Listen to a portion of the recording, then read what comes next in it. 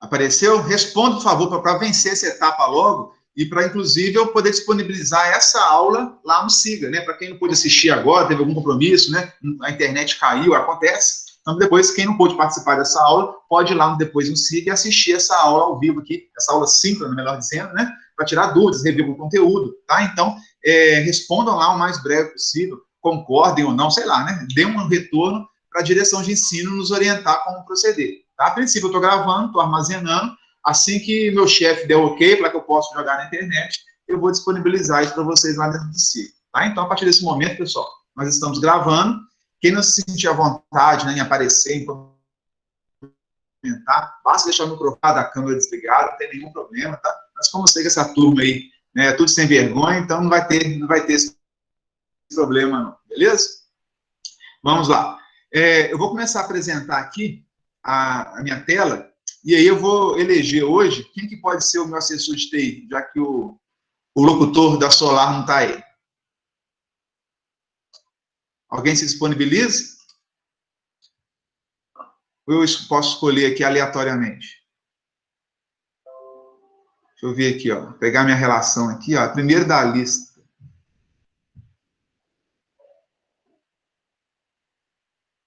Vai. Cadê o Abel? Não tá aí, não?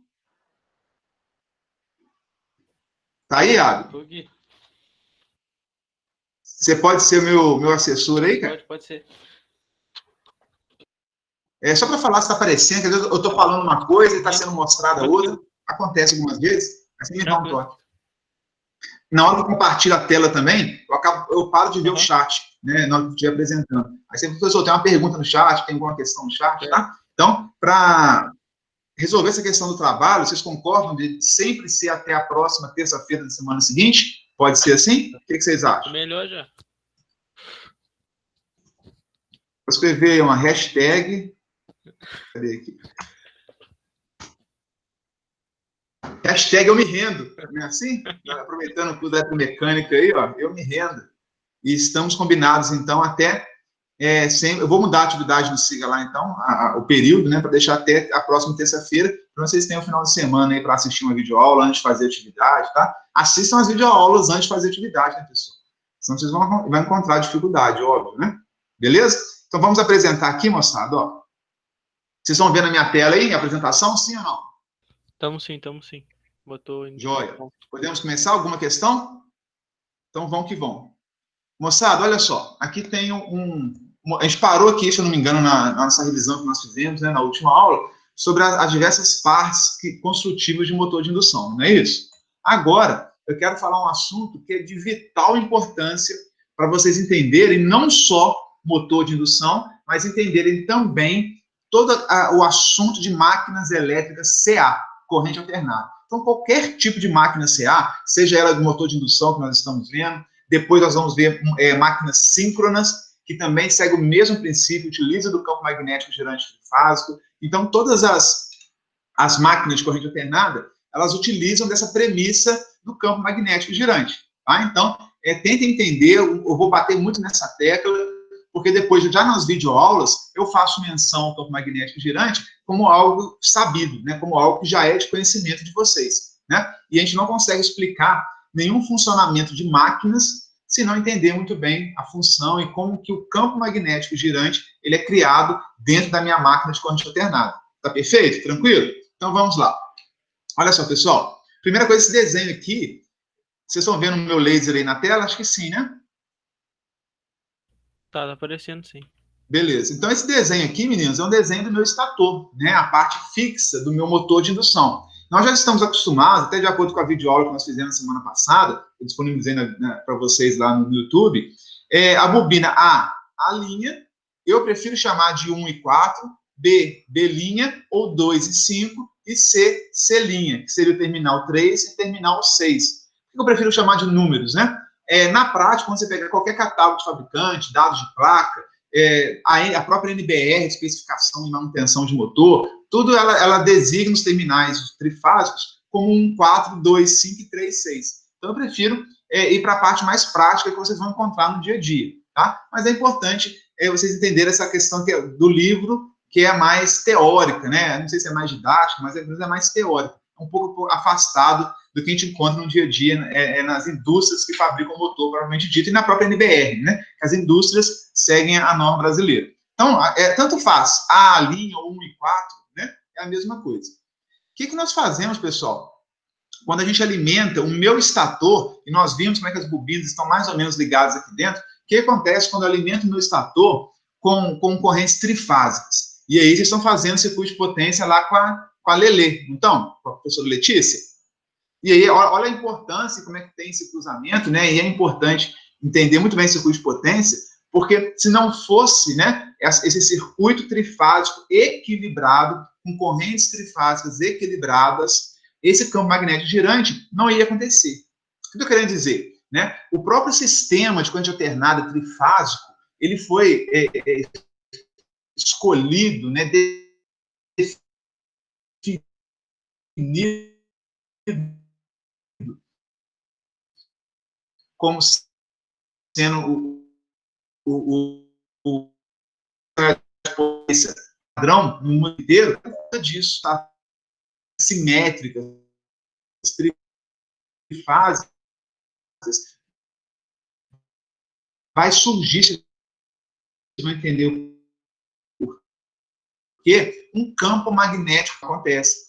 4 fases, 9, 12 fases. Isso sempre acontece quando eu tenho um número de fases no sistema polifásico, digamos assim, né? Eu posso ter um sistema de corrente alternada polifásico. Se ele for múltiplo de 3 fases, 6 fases, 9 fases, esse campo magnético vai sempre acontecer. Mas se ele for um número par, entre 4 e 5, por aí, ele não acontece. Então, por isso que foi escolhido o trifásico, definido como o mais tecnicamente, né, relevante, e por que não foi o de 6? Porque 3 fases é muito mais simples do que 6. Né? Imagina ter um transformador com 6 fases de saída, quantidade de cabos que eu ia utilizar, fica tudo mais difícil, mais caro, mais complexo. Então, o menor sisteminha trifásico, menor sistema, perdão, de CA que eu consigo fazer para produzir um campo girante é o trifásico. Por isso que ele é adotado aí no mundo inteiro como padrão. Tá? Olha a importância de a gente estudar o sistema trifásico, entender por que ele é trifásico. Né? Por que ele não é bifásico? Por que ele não tem 4 fases? Por que ele não tem 5 fases? Porque o 3, né? Não é à toa, né? Tudo tem uma razão de ser. Bom, filosofia à parte, o fato é que nós vamos pegar lá na CEMIG e alimentar aqui a minha bobina a minha bobina B e minha bobina C. Vai chegar 3 fases. Vamos imaginar uma tomada trifásica. A gente sabe que não é uma tomada trifásica, né, para alimentar o motor. Vocês vão estudar mais à frente, né? Eu preciso de um disjuntor de proteção, ou fusível, tem que ter um contator, tem que ter um sinaleiro, tem que ter uma botoeira, tem que ter um circuito de comando, né? Então, enfim, para acionar um motor tem todo um conceito por trás, técnico, vocês vão aprender em acionamento, proteção e comando em baixa tensão.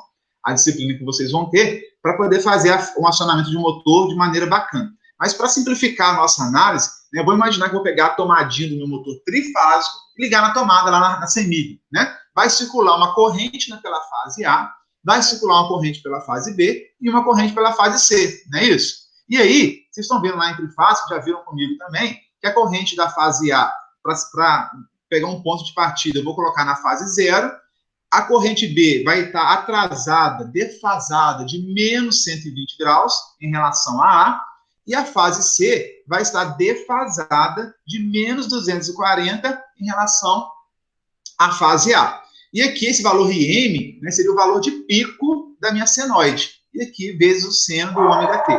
Tranquilo até aí? Nenhuma novidade esse circuito trifásico, né? O início, né, os primórdios aí, vocês estão vendo circuitos de potência lá com a Letícia e viram um pouquinho comigo também.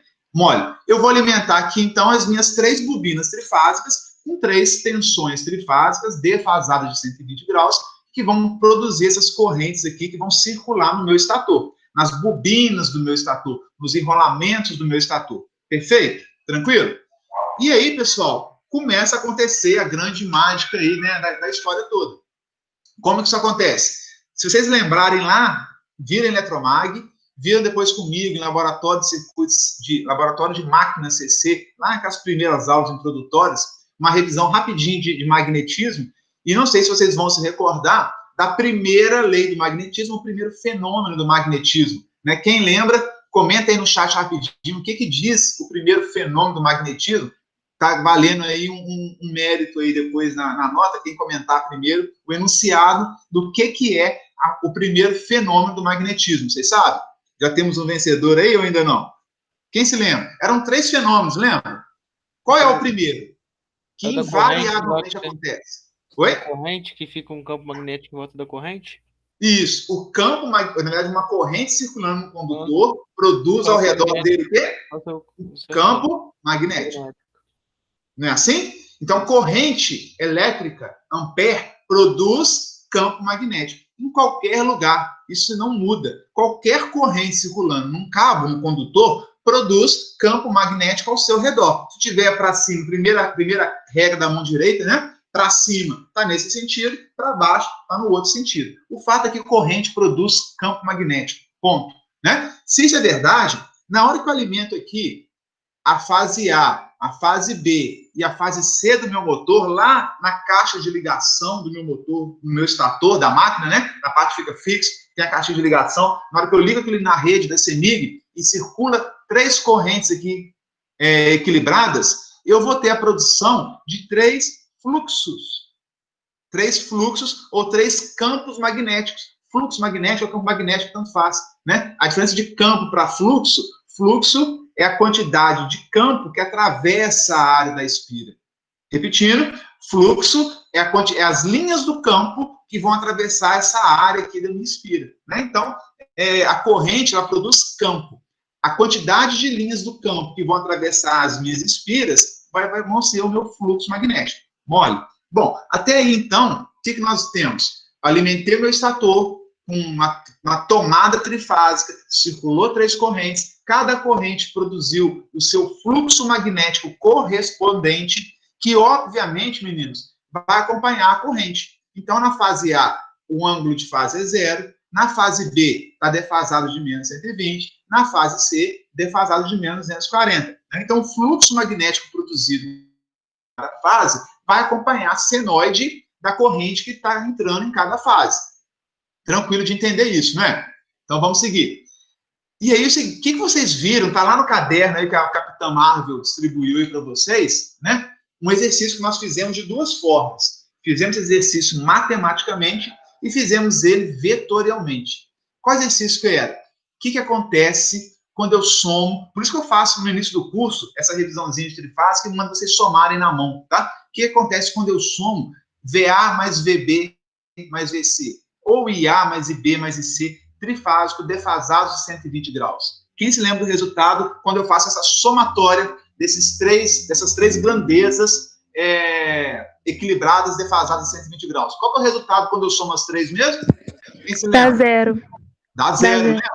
Fizemos vetorialmente, fizemos com vetor, fizemos matemática, números complexos, convertendo para um lado e para o outro, dá 0. E aí, pessoal, na hora que as 3 correntes entram no estator da máquina, produz esses 3 fluxos dentro da máquina, dentro do meu motor, vai ter os 3 fluxos acontecendo ao mesmo tempo. O que a máquina está enxergando, né? Se tem 3 coisas variando no tempo ali a todo instante dentro da máquina, ela vai perceber, opa, esse aqui é o fluxo da A, esse aqui é o fluxo da B, opa, está vindo o fluxo da C. Ela não consegue perceber de onde está vindo o fluxo. Ela consegue perceber a interação, a somatória, a resultante dos 3 fluxos. Então, o que vai aparecer no interior do meu motor é a somatória desses 3 fluxos produzidos por essas 3 correntes. Olha que bacana. Que nós vimos lá no início do curso é igual a 0. Mas que conversa de maluco, né? Parece conversa de... Ô, Braga, lembrei de você. Parece conversa de bêbado, né? Não sei porquê, não. Mas o cara alimentou o trifásico, falou que o trifásico é o bambambam do negócio, né, das galáxias, é tudo de bom, e aí somei tudo, deu 0 dentro da máquina. Para que serve esse trem? Um pequeno detalhe faz toda a diferença, meninos. Se as minhas bobinas dentro do meu estator tivessem sido montadas no mesmo plano, o que eu quero dizer isso? Em cascata, uma em cima da outra, em camadas, uma, A, B, C, tá vendo aqui, ó? Elas estão, olha esse desenho aqui, acompanha comigo aqui o laser. Eu tenho 3 bobinas, A linha, B linha, C linha, que elas estão montadas, olha o eixo perpendicular, tá vendo esse pontilhado aqui, ó? Ele atravessa as 3 ao mesmo tempo. O fluxo atravessa essas 3 bobinas ao mesmo tempo. Ou seja, elas têm um eixo em comum. É o mesmo eixo, ó, o eixo perpendicular que atravessa, tem a mispira, que atravessa a mispira, ó, é comum para as 3 fases. Se isso acontecesse, de fato, na hora que eu somar fluxo da fase A mais da B mais da C, daria 0. E meu motor não teria nada para contar. Ele não estaria magnetizado, ele não teria excitação, ele não teria nada. Né? Teria um fluxo resultante nulo. Porém, nós vimos aqui, e nós vimos até agora, que eu tenho a minha bobina da fase A aqui, e mecanicamente a fase B ela tem que estar defasada de 120 graus. Deixa eu ver se tem uma animação. Ah, não tem não, faltou colocar. Eu tenho a fase A nesse eixo, eu tenho a fase B nesse eixo, eu tenho a fase C nesse eixo. Ó. Os eixos das bobinas estão montados fisicamente, geograficamente lá dentro do motor, eles possuem um defasamento, de modo que cada um tem o seu eixo perpendicular, diferente um do outro, e defasado de 120 graus eletricamente um do outro. Então, elas não estão em camadas. Olha que loucura. E disso depende o correto funcionamento do meu motor e também do gerador. Grandes geradores hidrelétricos, Itaipu, por exemplo, né? Se o gerador não for montado fisicamente mesmo, a posição angular lá dentro das bobinas, não tiver o defasamento correspondente certinho, as tensões, ao invés de serem defasadas de 120 graus, pode vir com menos 118, menos 117. O cara errou lá na hora, em vez de medir 120 graus, com perfeição, ele mediu 118. A tensão da fase B vai vir menos 118 graus da fase A. Sai uma tensão imperfeita. Vai sair uma tensão desequilibrada. Olha que loucura. Como é que é importante a construção do bobinamento do meu estator. Eles têm que estar muito bem defasados para conseguir um resultado correto. Aí, só adiantando a questão da montagem física, né, vocês vão ver esse embobinamento mais à frente de outra disciplina, mas às vezes as bobinas não estão 120 graus uma das outras, porque eu tenho um maior número de polos. Quanto mais polos eu crio na minha máquina, esse defasamento angular diminui. 120 cai para 60, cai para 30, cai para 15. Então, mas eu tenho que respeitar os 15 graus se eu tiver 8 polos. Né? 4 polos, 30 graus. Eu tenho que respeitar um ângulo, que é um cálculo que a gente faz. Vocês vão aprender isso lá em bobinamento, para ver qual que é o ângulo mecânico, 15 graus, por exemplo, que corresponde ao ângulo elétrico de saída de 120 graus. Tá? Isso é um assunto para a gente estudar depois, número de polos com mais calma e localização de bobinas. Mas o fato é, elas não estão montadas umas sobre as outras, em camadas, elas estão defasadas, fisicamente defasadas. Portanto, pessoal, o que vai acontecer? Aqui está a situação, né, nesse desenho aqui, ó, elas estão defasadas, elas estão em camadas. O resultado realmente do fluxo resultante é 0. Só que elas não estão em camadas. Aqui, ó, eu tenho o eixo do A, o eixo do B, eu tenho o eixo do C, defasado 120 graus. E cada uma, ó, além do defasamento mecânico dentro do estator, eu ainda tenho outro defasamento da corrente. Eu tenho um duplo defasamento. Agora complicou de vez, né? Nossa, Deus, não estou entendendo nada. Eu tenho o defasamento da corrente que está entrando na máquina e tenho mais o defasamento do eixo da bobina. Tem um defasamento duplo aí. A matemática vai ficar uma confusão. Aqui, eu tenho defasamento aqui do eixo das bobinas e mais o defasamento angular da corrente. Um duplo defasamento. O que vai acontecer? O que a gente faz na engenharia, pessoal? Quando a gente tem várias coisas vindo de tudo quanto é lugar, em todas as direções, a gente para e organiza. Você está vindo de tudo quanto é lado, a gente nem sabe de onde, né? Está tomando pipoco de tudo quanto é lado, não sabe de onde. O que a gente faz? A gente vai decompor todas as forças, todos os fluxos em 2 eixos, eixo X e eixo Y. Se eu decompor tudo no X e no Y, depois pegar uma resultante, eu resolvo o meu problema. Isso funciona para balística, na mecânica de vocês mesmo, né? Quando tampa uma pedrinha, dou um tiro com o revólver, aquele movimento que ele faz, né? Eu decomponho no X e no Y, e depois eu faço a minha resultante. Aqui não é diferente, tá? Eu vou mostrar uma matemática agora, que é bem enjoada, que é bem pesada, mas eu não vou exigir nem cobrar isso de vocês de maneira nenhuma, tá? Deixa para quem quiser se aventurar depois numa engenharia, vai ficar brincando com essas continhas aí, é uma alegria, né? Mas agora não. Eu quero mostrar para vocês de onde que vem, para vocês terem esse conhecimento, e depois quando vocês aplicarem, que é o que o técnico faz. Vocês têm que entender de onde que veio, ter uma noção de onde que está, entender muito bem e aplicar aquilo na prática, na manutenção, na solução de problemas, né, na especificação de motor, na análise de uma situação de defeito. Então, eu quero treinar vocês para serem técnicos, tá? Eu estou mostrando essas contas aqui, então, para não tirar de trás das orelhas. Então, o cara cuspiu lá, que surge um campo do nada, né? Magicamente, não tem nada mágico aqui, não. Então, vou passar rapidinho aqui para vocês, não vou entrar em detalhe. Quem quiser depois fazer essas continhas em casa e tiver alguma dúvida, só me procurar, que eu faço passo a passo com vocês, tá bom? Então, eu vou decompor essas forças todas em dois eixos, X e Y. Acompanha comigo, não dorme não, nem baba. Ó, o eixo X, por que eu decomponho X e Y? O eixo X é o eixo dos cossenos. O eixo Y é o eixo dos senos. Então, olha só. Olha o eixo da bobina A aqui. No eixo X, ela está 100% no eixo X. Então, o fluxo da fase A vai ser, olha só, tem diferença angular aqui, o ângulo aqui entre as duas é zero. É igual, então vai ser cosseno de zero. Quem se lembra quanto que vale o cosseno de zero? O cosseno de zero é, soprar para vocês aqui, ó, 1. Então, o A vai inteiro aqui na minha conta. O cosseno de zero vai ser o próprio fluxo produzido na fase A. E na fase B, pessoal, quanto que eu sei, quanto que a fase B, ela está impactando no meu motor? Eu pego aqui a projeção do B no eixo X. A projeção do B no eixo dos cossenos. Então, como é que eu faço para pegar a projeção da fase B, que tem esse ângulo aqui, lá no eixo dos cossenos? Muito simples. Pego o fluxo B, multiplico pelo cosseno de menos 120. Poxa, mas já tinha defasado a tensão, a corrente, lá no trifásico, seno de ômega T menos 120. Agora aparece mais um cosseno aqui de menos 120, né? É muita agressão, né? Mas é isso mesmo, a matemática é linda, né? E a projeção do eixo C no X é o cosseno desse ângulo aqui, ó, menos 240. Eu vou ter a projeção dele aqui. Então, basta pegar o fluxo C, que já possui um defasamento do seno de ômega T menos 240, e ainda vou pegar isso tudo que está defasado e multiplicar pelo cosseno de menos 240. Olha que loucura, né? Se eu fizer essas contas, pessoal, vou desembolar essa trigonometria toda aí, dá para ficar, né, a madrugada toda brincando, eu vou chegar que a resultante no meu eixo X vale 3/2 do fluxo do pico vezes o seno de ômega T. Então, chega um resultado muito bacana. Vou fazer a mesma coisa no eixo Y. Dos senos, vocês estão craques já? Quanto que é o espelho aqui, a projeção do A no Y?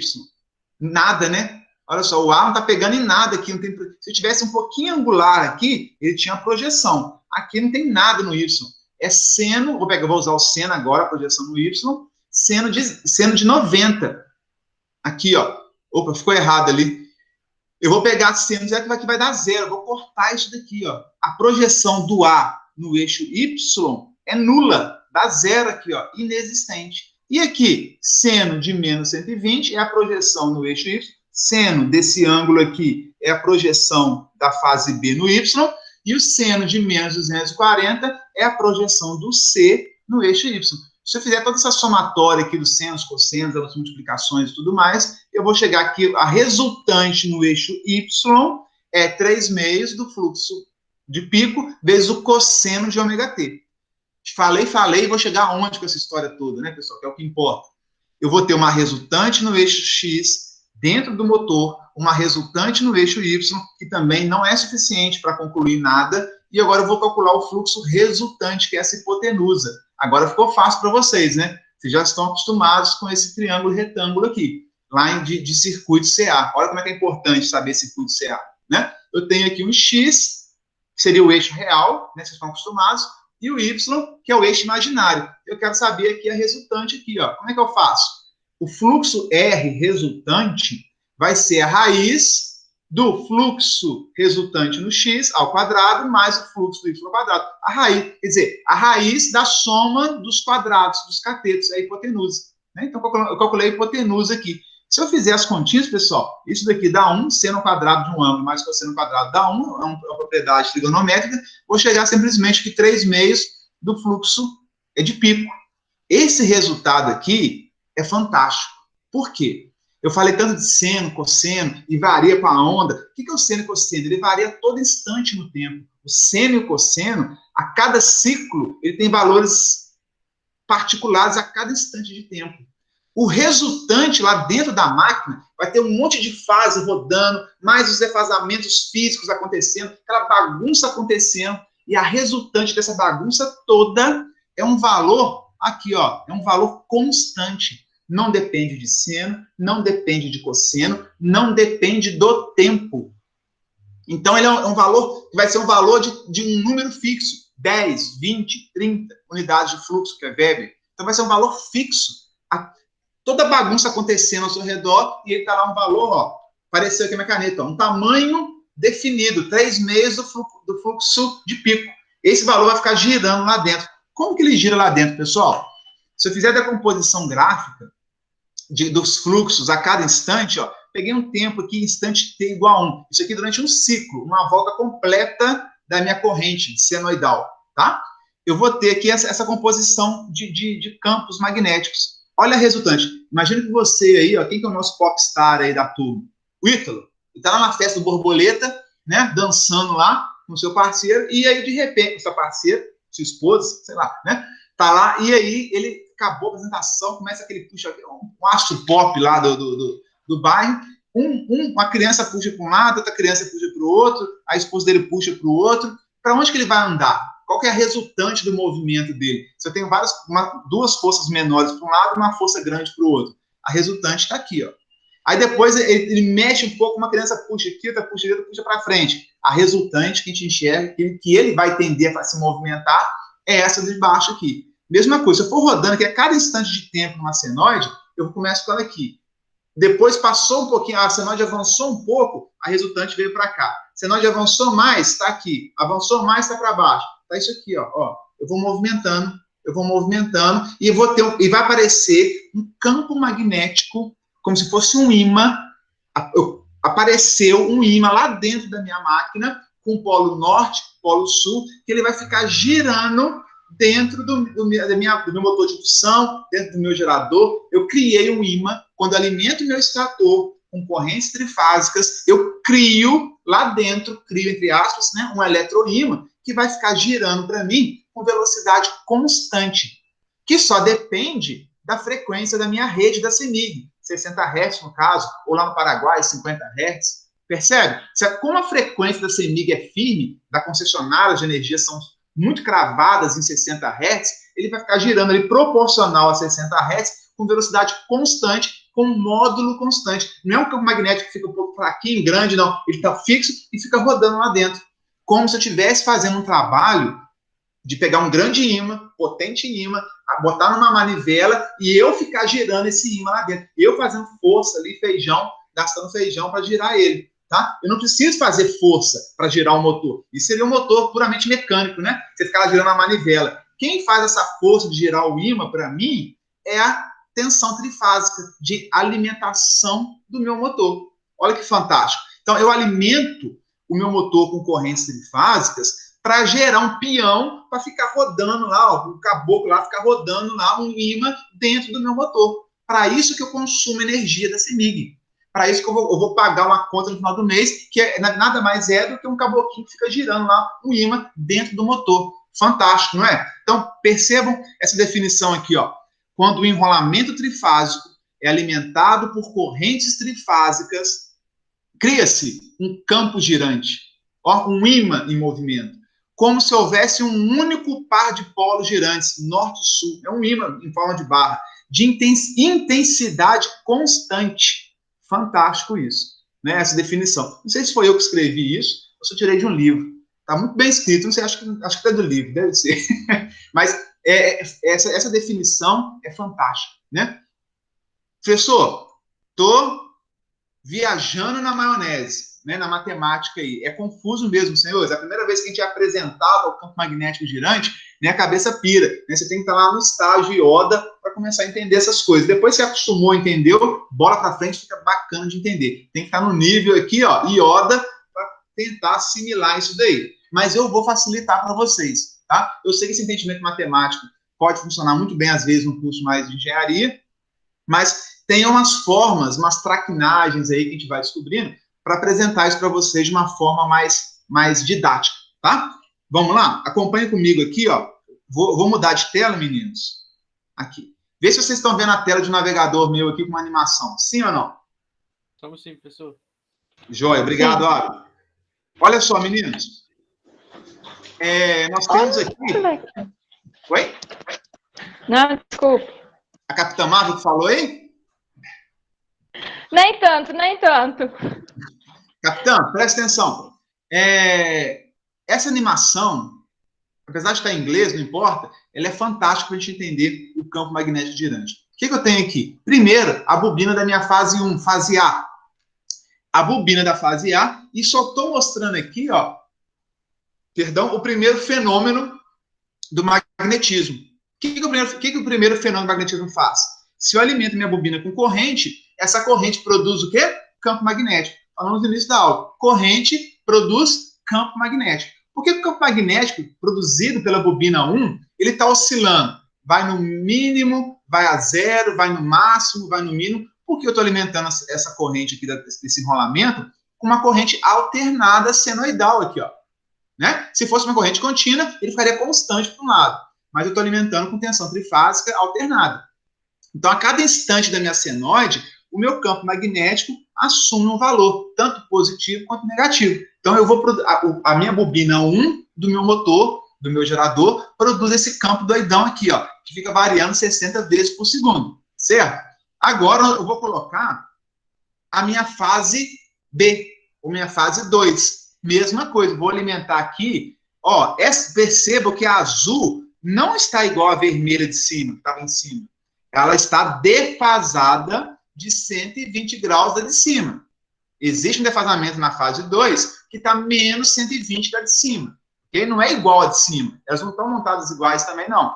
Então, olha só. Quando eu alimento aqui com 120 graus defasados, eu vou ter a produção desse campo magnético B2, que fica também variando no tempo 60 vezes por segundo. Está começando a clarear, não é? Quando você entendeu o que eu desenho. No nosso caso, isso não é nenhum demérito, né, pessoal? Isso não é bullying. Quando fala assim, entendeu o que eu desenho? Isso para nós é muito verdade. Aí fora o pessoal usa isso como assim, você é burro, não está entendendo, tem que desenhar. Mas no nosso caso, não. No nosso caso, é super importante um desenho, né, para clarear um esquema, um circuito, para clarear as coisas. Por fim, a terceira bobina, fisicamente montada, geograficamente lá dentro do motor, defasada de 120 graus, e também aqui, ó, alimentando com uma corrente na fase C, defasada de menos 240 da A e menos 120 da B, ó. Então, tem 3 correntes trifásicas. Mesmo efeito, fica esse trencinho para baixo, para cima, para baixo, para cima, 60 vezes por segundo. Beleza? Tá começando a clarear? Agora, olha só. O que lá dentro do meu motor, lá no rotor, lá na minha gaiola de esquilo, né? Lá no meu rotor bobinado, que eu falei em anéis, o que tá passando ali dentro daquele rotor bobinado ou do meu rotor gaiola de esquilo? Essa loucura aqui, ó. Cada hora, olha lá, as bolinhas, ó. Para o mesmo instante de tempo, cada senoide está num ponto diferente, as bobinas estão num ponto diferente, de modo que eu vou ter essa composição, esses 3 campos magnéticos lá dentro do motorzão lá. Olha, dá para ficar doido, não dá? O que o motor está enxergando, o rotor está enxergando esse trem aqui, ó, variando 60 vezes por segundo. Né? Só que eu não consigo pausar. Eu queria pausar em determinado momento. Se eu pausar em determinado momento aqui, a gente vê aquelas setinhas que eu falei do Ítalo, né? Sendo arrastado pela multidão lá na festa do borboleta, né? Eu não consigo pausar. Eu não consigo pausar, mas eu consigo avançar. Olha que bacana. Olha o que está escrito aqui, ó. O B preto aqui, ó, em preto, é a somatória do B1 mais B2 mais B3. Se eu somar B1, B2 e B3, eu vou ter o meu campo magnético girante de valor constante. O preto aí, pessoal, não sei se vocês conseguem perceber, né? Alguns não conseguem enxergar isso, não. Tem algum problema.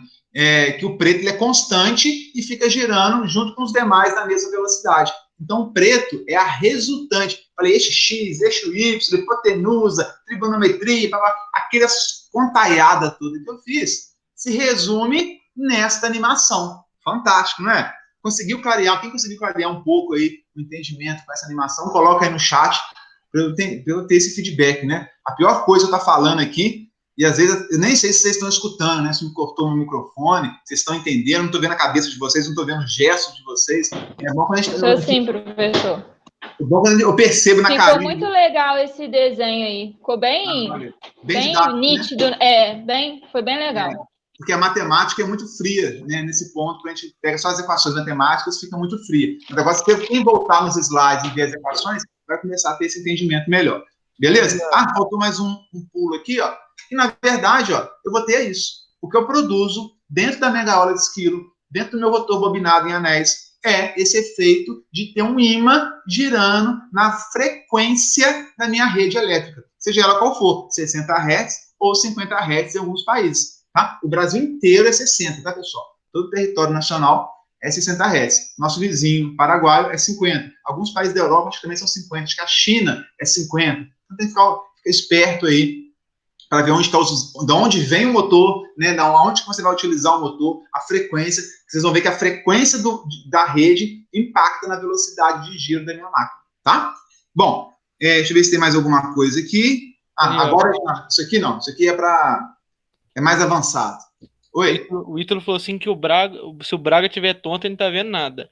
Se o Braga tomou um trem aí antes de ir para a aula e já caiu da cadeira, né, cara? Ô, Viane, você tá obrigando o Braga a ficar tonto, coitado. O cara sem beber já tá tonto, já que você gosta de virar. Quem não tava, ficou, né, cara? Bom, eu acho que aquela ilustração aí, ô, Braga, você vai se defender, você tem direito de resposta, tá? Professor. Oi? Tirar uma dúvida aí desse negócio aí. Se for um motor... Isso. Se for o motor ligado em 50 Hz, vai mudar só a velocidade? Só a velocidade, exatamente. Tá? Vai mudar a velocidade de giro. A gente vai inclusive, calcular isso, tá? Na semana que vem. Então, se vocês assistirem a videoaula e tudo mais, a gente vai fazer, inclusive, as contas de um motor de indução rodando em 60 e rodando em 50 Hz. Ok? Beleza. Valeu. Pessoal, uma coisa interessante que eu queria mostrar, vou botar na animação aqui. Olha essa animação aqui, eu vou voltar um pouco. Eu tenho 3 senoides aqui, não tem? Vermelha, azul e verde. Eu não consigo ter acesso a isso, fazer isso aqui na animação, né? Até que se alguém quiser fazer isso como trabalho de fim de curso, fazer um TCC lá, até na engenharia, dar um belo de um TCC. Eu queria pegar essa onda azul e trocar com a vermelha de lugar. Pegar essa corrente azul aqui, exatamente essa forma de onda, jogar na bobina 1 e pegar a forma de onda em vermelho, partindo da origem, e jogar na azul. Pra vocês verem o que acontece. Eu não consigo fazer, né, isso aqui. Queria trocar as duas, trocar de lugar. As duas aqui, ó, azul com vermelha, ou até azul com verde, ou verde com azul, trocar duas quaisquer. E vocês vão ver, se fizer da composição aqui de campos magnéticos, quando eu troco qualquer duas senoides dessa, o que eu quero dizer com isso? Peguei meus cabos do motor, tá? A, B, C, troquei A com B, troquei B com C, troquei C com A, troquei a ordem de duas fases quaisquer. Vocês vão ver que ao invés de girar para esse lado, a composição de forças fica ao contrário. Então, eu tenho aqui rodando ABC. Fica inverso? Isso, aqui está girando sentido horário, não é isso? Está no sentido horário. Se eu trocar os cabos, eu troquei, liguei por engano, a corrente que tinha que chegar aqui na vermelha, que é essa senoide vermelha aqui, ó, eu errei e liguei aqui nessa bobina aqui, ó, nessa outra bobina em azul. Se eu trocar duas quaisquer, qualquer duas que eu trocar, ao invés da composição de forças ficar sentido horário, vai ficar anti-horário. Por isso que o motor de indução, quando eu ligo ele ABC, sequência de fases direta ou ABC, ele vai girar sentido horário. E se eu trocar qualquer duas fases, quando eu troco qualquer duas fases, eu estou tirando de sequência ABC para a sequência CBA. E aí ele passa a girar em sentido inverso. Então, se eu quero trocar o sentido de giro de um motor de indução, basta eu trocar quaisquer duas fases, basta eu trocar, na verdade, sequência de ABC para CBA. Quando eu mudo a sequência de fase direta para a sequência de fase inversa, o meu campo magnético girante, ele vai mudar o sentido de giro. A composição de forças internas vão fazer ele girar para o lado contrário. E é isso que justifica a inversão de rotação no meu motor de indução. Olha que bacana. Então, agora a gente já consegue explicar, né, de uma forma muito mais razoável para vocês, por que quando eu troco qualquer duas fases de motor trifásico, ele gira para o lado contrário, porque, na verdade, eu estou invertendo o meu campo magnético girante. Olha como que ele é importante para a gente entender máquinas, né? Se você perguntar para um peão aí, técnico, formado, às vezes, né, tal, por que quando eu troco duas fases, o motor gira para o outro lado? Cara, ele vai encebar, enrolar e não vai te responder. Muitos deles, né? Não os formados pelo IFE, obviamente, né? Não os que tiveram essa aula de motor de indução. Por quê? Porque até a pessoa associar que quando eu troco duas senoides de posição, a composição dos campos magnéticos é alterada de modo que o meu campo magnético girante inverte, e isso faz a minha gaiola, né, a gaiola vai acompanhar esse campo que eu criei. Isso faz a minha gaiola mudar o sentido de giro. Então, até muitas pessoas não associam a troca da sequência de fases, ABC para ACB, eles não associam ABC para ACB com alteração do campo magnético girante. E isso faz o motor girar para um lado ou para o outro. Tá? Até pessoas, engenheiros formados, eles nem relacionam. Tem que trocar duas fases. Mas eles não percebem que quando eles trocam duas fases, eu mudei de sequência direta para sequência inversa. E se eu fiz essa mudança, o meu campo magnético girante mudou. E por isso que o motor muda de sentido de giro. Né? Isso é muito fácil de explicar depois que a gente entende isso aqui. Depois que a gente entendeu isso daqui, fica mole. Antes, se o cara não entender isso aqui, vai enrolar, não vai entender. Ele vai saber o que acontece, que funciona, mas não vai saber de onde que veio. Né? Eu acho importante saber, porque, gente, é outro nível. Um técnico que entende de um motor nesse nível de saber por que está girando para um lado, por que gira para o outro, construtivamente, o que acontece dentro da gaiola, que é a aula, videoaula que eu gravei para vocês, né? Lá dentro, o que está acontecendo com o torque do meu motor, com o escorregamento, o que está acontecendo? O cara que entende isso, para dar manutenção no motor, fazer análise de um defeito, análise de operação, aplicação de motor, é outro nível, pessoal. É notório, é notório. Se quem estiver no mercado, né, quem for para o mercado, vai perceber isso que eu estou falando, tá bom? Bom, vou passar agora uma terceira... Ô, Riane. Oi? Eu vi isso daí quando eu fiz Senai. A gente fazia as trocas de 6, né, de ABC, e aí quando a gente fazia isso, o motor trocava realmente. Ele girava ao contrário daquilo que a gente estava vendo antes. Bacana. Eu vi isso daí também naquelas aulas que a gente fez de CC. Isso. Lá que o motor, ele ao mesmo tempo que ele gerava energia, ele precisava de energia. Não foi isso que a gente fez no laboratório? Isso. Lá no laboratório de máquina CC, eu usava um motor de indução trifásico, né, para ser a turbina do meu gerador. Então, eu tinha um gerador CC, lembram? E aí, o que fazia o gerador girar, que era o feijão? Eu usava lá um motor de indução trifásico para fazer meu gerador, né, entrar em movimento, girar, fazer o papel da água, né? E às vezes vocês trocavam, vocês invertiam a sequência de fase, o R com T, né, o A com B, o B com C, o C com A, para a hora girar para um lado e produzir uma tensão positiva, invertia o sentido de giro, produzia uma tensão negativa, lembra? Girar para o lado contrário, a tensão produzida era negativa, perfeita lembrança. Só que lá, eu, espertamente, não expliquei por que eu trocando 2 cabinhos daquele, o motor girava para o outro lado. Vocês aceitaram, ninguém me perguntou muito, né, vocês confiaram em mim, agradeço o voto de confiança, mas eu sabendo que no momento certo, né, eu ia ter oportunidade de explicar tecnicamente para vocês por que aquilo que vocês estavam executando acontecia. Né? Então agora vocês têm a clara noção, e foi bacana, né, que acho que foi a Andressa que comentou aí, se não me engano, se não estou confundindo a voz, mas ela comentou que ela já remeteu a experiências passadas. Por que lá acontecia isso? E agora ela consegue explicar o porquê, né? Porque eu mudei o meu campo magnético girante. Aí o conhecimento vai sendo formado, né? É exatamente isso que eu espero que aconteça aí na mente de cada um, tá? Bacana, obrigado pelo retorno, pelo feedback. Só que agora, né, André, você está sabendo explicar com muito mais detalhes aquele movimento de inversão de giro do motor, né? Sim. Quando eu fiz o Senai, eu fiz qualificação de engenharia e eu tinha acabado de sair da faculdade da Elétrica 1 e 2, mas, tipo assim, é muito corrido, então você não entende muita coisa. Isso, e aí eu comecei a pegar algum sentido e agora o IFET está complementando bastante do que eu vi lá. Bacana, isso mesmo, fico satisfeito. Então, olha só, uma terceira forma da gente entender isso é de um livro, tá, pessoal? Achei muito interessante essa ilustração. O que eu tenho aqui, ó? eu tenho uma senoide completa, um ciclo e meio aqui de uma senoide, fase A, B, C, aqui é fluxo. Fluxo produzido pela corrente da fase A, da fase B, da fase C. E aí uma análise bem intuitiva essa que eu vou fazer com vocês, sem conta nenhuma, tá, pessoal? Bem intuitiva, olha só. Se eu pegar no instante de tempo T1 e T2, no instante de tempo T1, quanto que vale o fluxo da fase A? Ele está no máximo, o fluxo aqui positivo. Na fase A é máximo positivo, e na fase B e C é médio, mais ou menos metade, negativo. Então aqui, ó, é A, aqui é B, aqui é C. Eles são iguais, olha só, o B e o C, nesse momento T1 aqui, eles são iguais, negativos, e vale mais ou menos a metade, ou visualmente falando aqui, sem fazer conta, tá, pessoal? Visualmente ele é metade desse valor aqui, ó. O que isso quer dizer? O fluxo, aqui, ó, instante T igual a T1.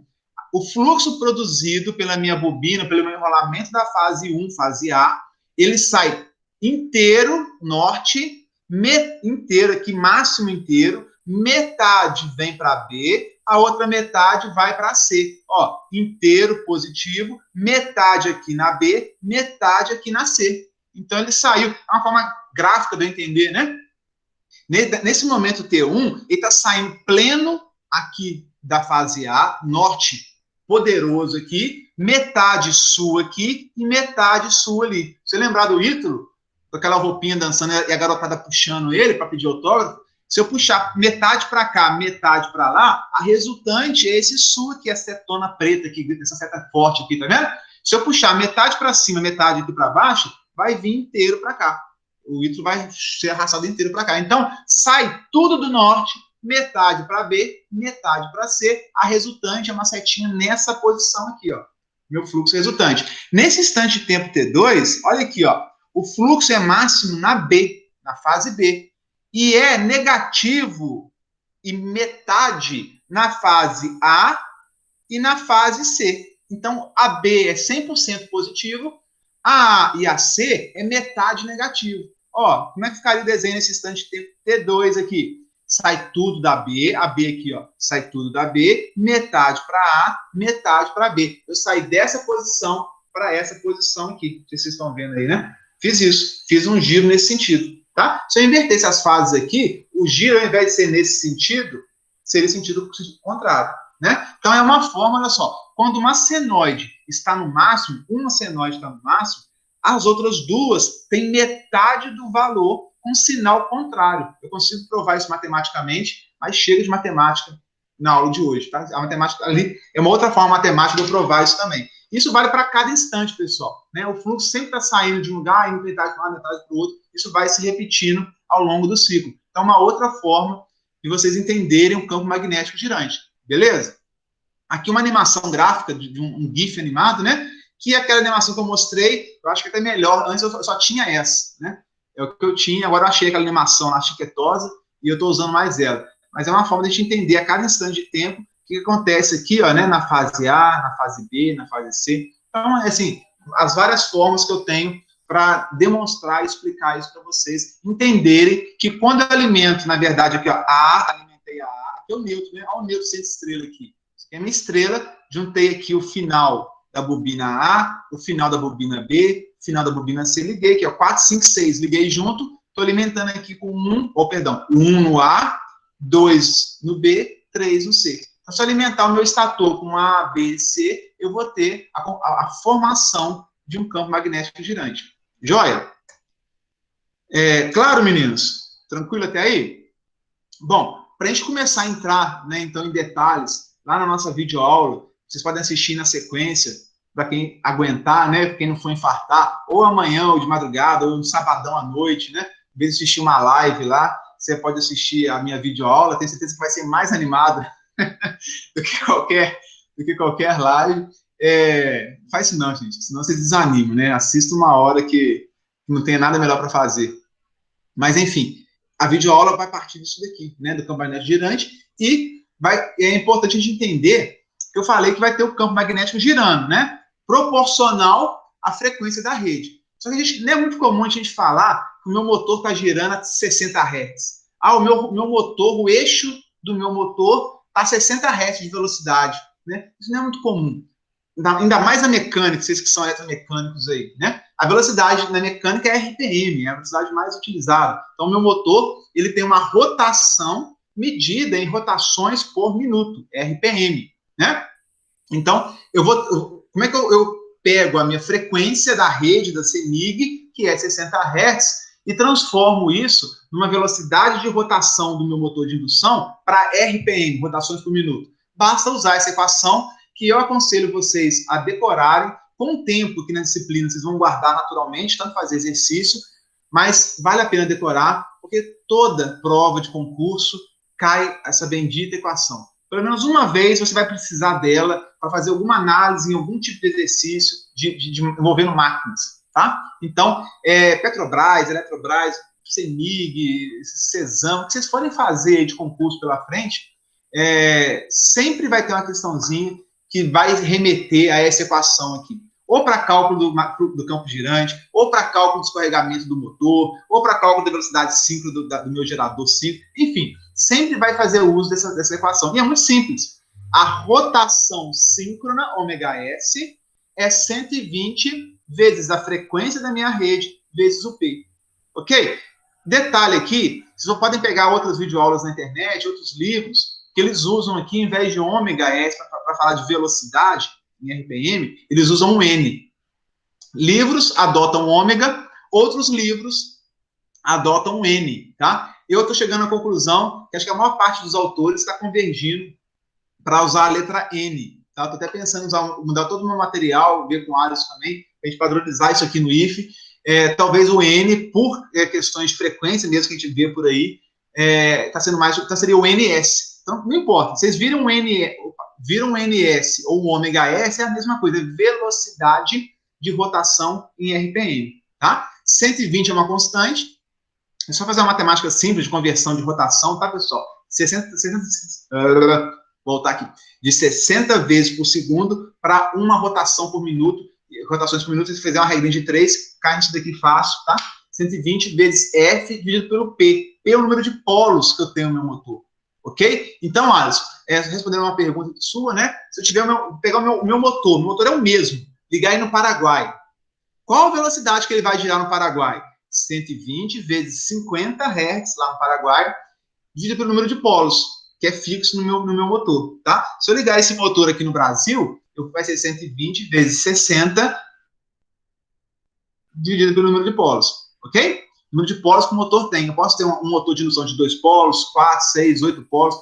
Isso tem a ver com a parte de construção do bobinamento. A posição, né, que eu falei do ângulo mecânico, o ângulo elétrico, né? Vocês vão ver em bobinamento, mas vocês vão aprender a ver quantos polos eu formo ali dentro, de acordo com a minha necessidade, de acordo com o melhor aproveitamento da máquina, de acordo com o projeto econômico e técnico do meu motor, enfim, uma série de coisas que influenciam na definição do número de polos que o meu motor vai ter, tá? Já adianto para vocês que motor de indução trifásico, 90% ou mais deles, ou são de 2, ou de 4, ou de 6, ou de 8 polos.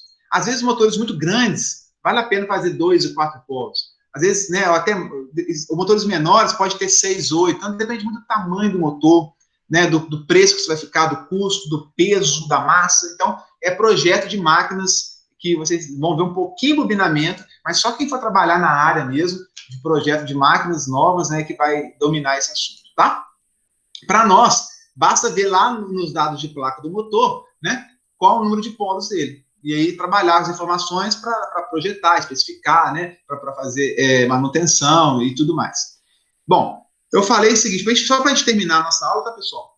Calcula a velocidade do campo magnético girante, considerando frequência no Brasil, 60 Hz, e número de polos os mais conhecidos que vocês vão encontrar por aí, 2, 4, 6 e 8. Como é que eu farei isso daqui? Primeiro, 120 vezes 60 Hz dividido por 2.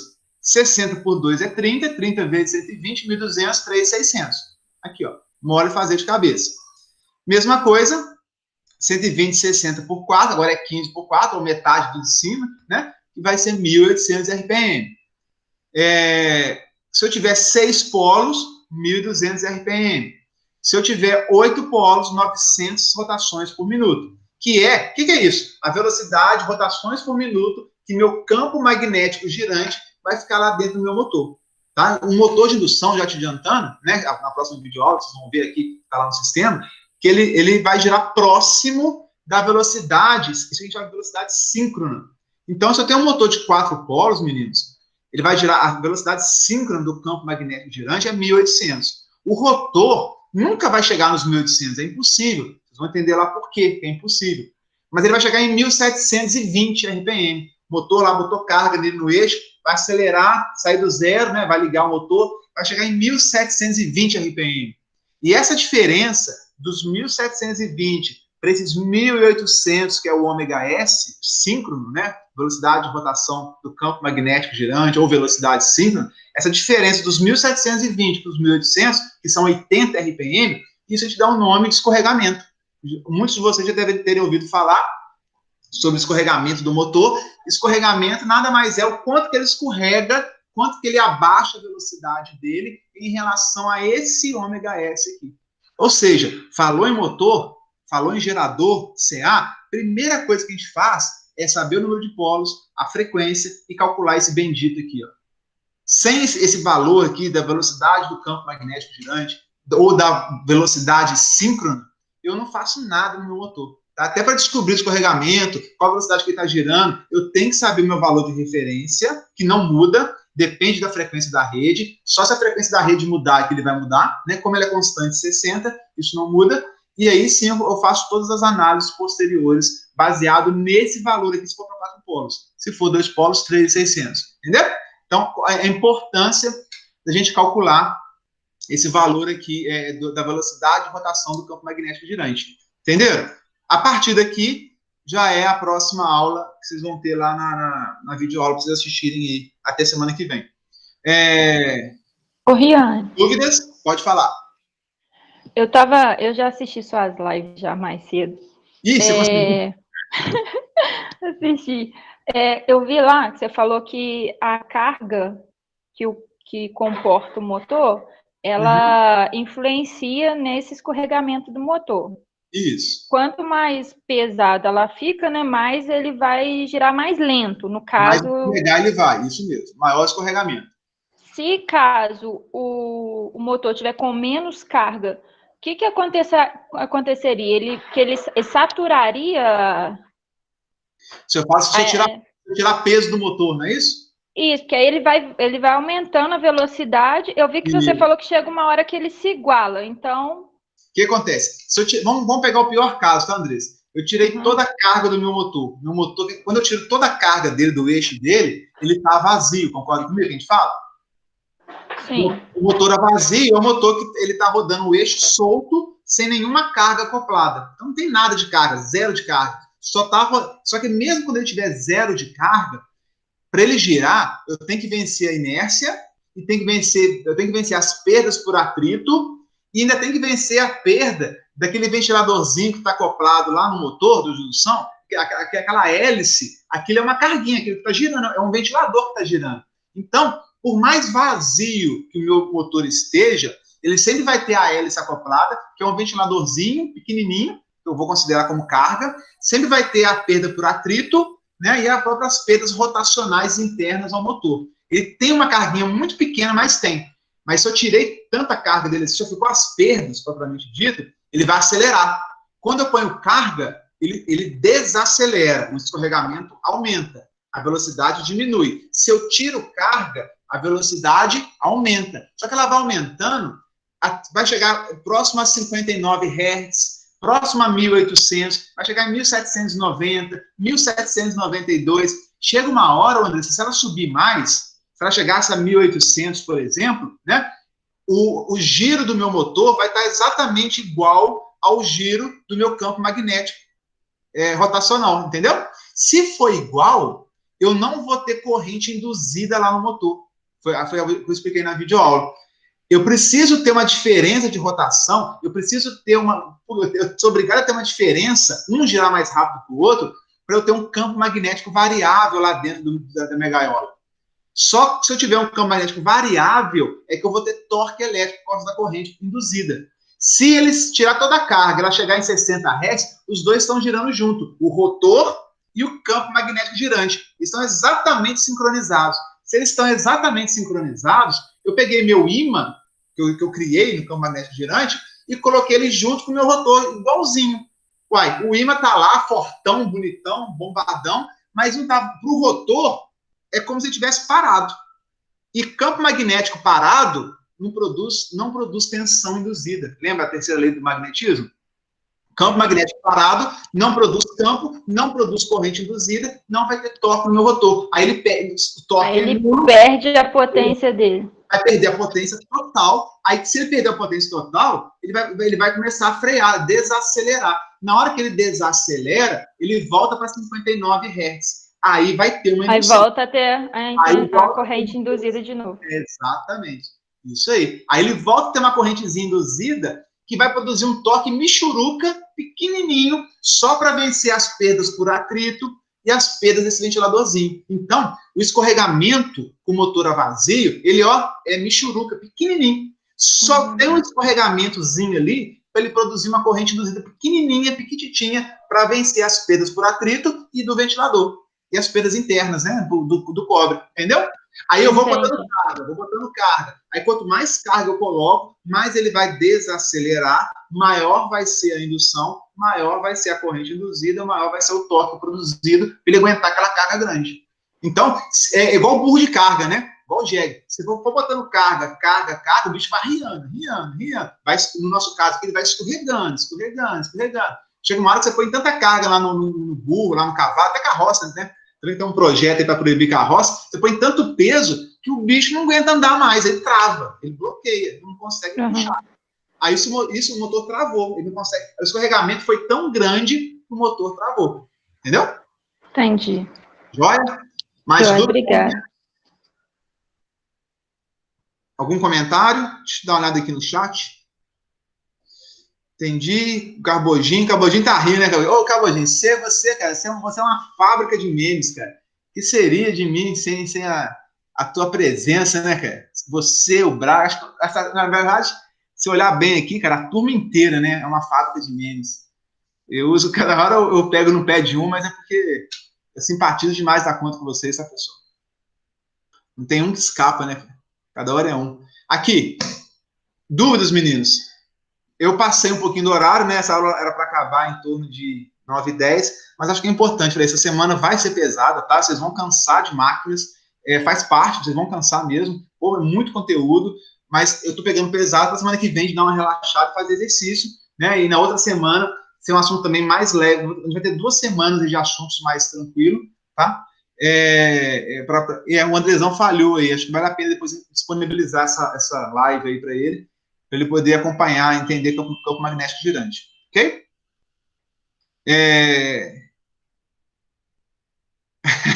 Andressa, tá tranquilo, não, o Senai tem muita coisa boa, tem muitos excelentes alunos que vieram de lá, e já trabalhei com vários alunos que formaram lá, tem mistério, não, pode ficar tranquilo, viu, Andressa?